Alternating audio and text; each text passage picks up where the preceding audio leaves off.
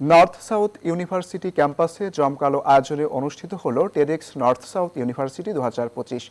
শনিবার টেডেক্স north south university অডিটোরিয়ামে দিনব্যাপী এই আয়োজনে উদ্বোধনী চিন্তা, নেতৃত্ব, সৃজনশীলতা ও সামাজিক প্রভাব নিয়ে বৈচিত্র্যময় আলোচনা হয়। এতে অংশ নেন বিডার চেয়ারম্যান আশিক চৌধুরী।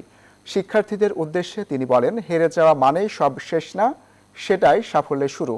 তাই ইচ্ছা শক্তি থাকলে সবকিছু সম্ভব। অনুষ্ঠানে আরও উপস্থিত ছিল লেটস টক মেন্টাল হেলথের ফাউন্ডার আনুশা চৌধুরী ও ডাবল আর স্টুডিওস বিজি এর founder Rafayet Rakib.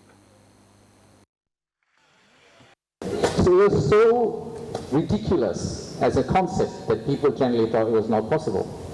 But this is the first thing I would like to tell you and for you to take away, that impossible and improbable are two different words. One of the strategies that I use is really to think about, within these two alternatives, if I take this route, would I really regret about that route?